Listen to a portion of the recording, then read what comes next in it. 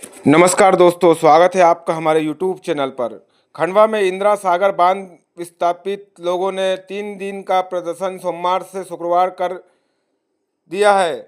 HDC कार्यालय के सामने टेंट लगाकर विस्थापित प्रदर्शन कर रहे हैं।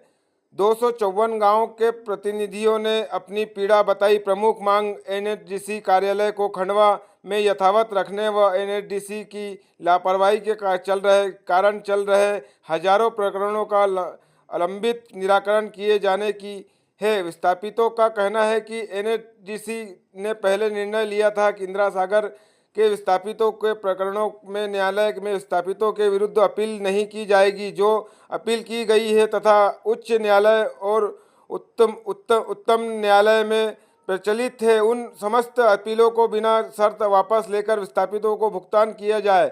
लेकिन 20 वर्षों बाद भी विस्थापित न्याय की आस लगाकर बैठे हैं।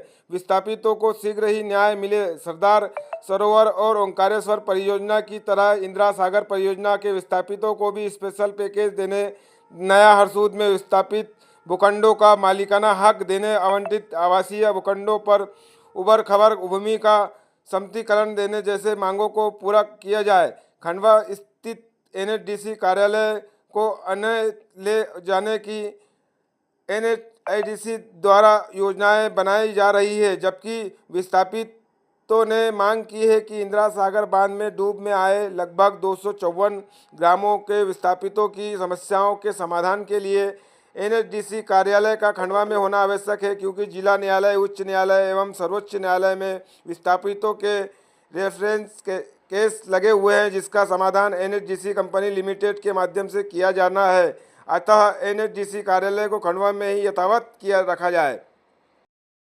हमारी मुख्य मांग में प्रमुख मांग ये है कि जब इंदिरा सागर बांध पुनासा तहसील में बना है और ओंकारेश्वर बांध भी पुनासा तहसील में बना है, तो उनको पैकेज दिया इन्होंने 2 लाख से लेकर 20 लाख रुपए तक। तो इन लोगों को 254 गांव के विस्थापित परिवारों को क्यों छोड़ दिया गया है? तो वो पैकेज इन्हें दिया गया और इनको क्यों नहीं दिया गया, ये इनके लिए बड़ा प्रश्न चिन्ह विषय है।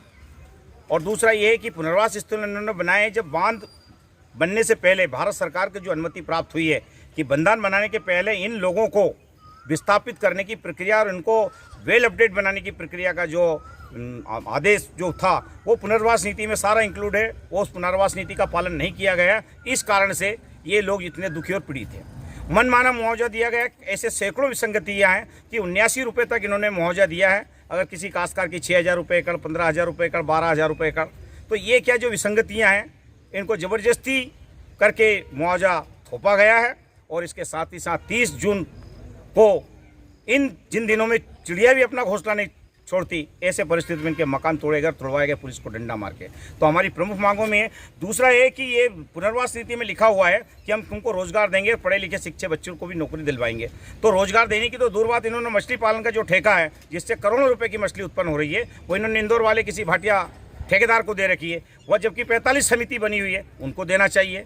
दूसरा, पानी यहाँ से खंडवा बिखरा है, ये लोग बिजली बेच रहे हैं और इन लोगों का कुछ नहीं है। इनको बिजली निःशुल्क होने का भी प्रावधान था, इन्होंने लालीपाक दिए थे कि हम तुमको बिजली भी देंगे, तो एक पैमाने पा के यूनिट की छूट दें, ये कि कम से कम हम 200 यूनिट इसको छूट देंगे, 100 इनको देंगे, जैसा बीपीएल की छूट सरकार दे रही है। तो इन्होंने अनदेखा किया है। इसके साथ साथ जो व्यावसायिक भूखंड जो दिए हरसूद में, तो वो हरसूद में दिए जिस स्थान पर दिए, व्यावसायिक भूखंड का मालिकाना हक नहीं दिया है। तो उसको क्या आवास योजना का लाभ मिलेगा और क्या प्रगति कर पाएगा, क्या बैंक लोन मिलेगा? उन्होंने केवल एक कागज़ पकड़ा दिया। बच्चों को इन्होंने सर्टिफिकेट दिए कि भाई आपको उसको छूट का लाभ मिलेगा, उसमें ऐसा कोई नोटिंग नहीं लिखा हुआ है।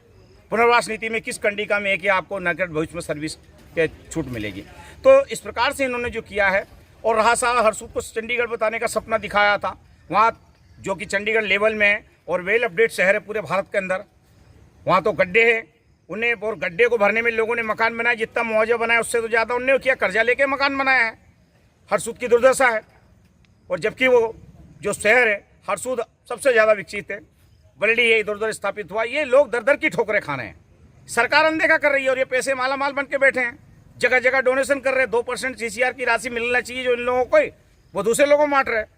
यदि इन लोगों ने हमारी बात की मांगों को पूरा नहीं किया तो हमारा वृहद आंदोलन निरंतर चलता रहेगा। हम चाहते हैं कि एनएचडीसी में भी हमारे जो वोट प्रभावित आंदोलन है इसकी भागीदारी हो और 50% की भागीदारी हो, और जो पानी का बिक रहा, बिजली बिक रही, उसमें भी शेयर होल्डर हो और हमको वेल स्टाबित हो और हमारे उद्योग धंधे स्थापित किए जाए। यही हमारी प्रमुख मांगे हैं।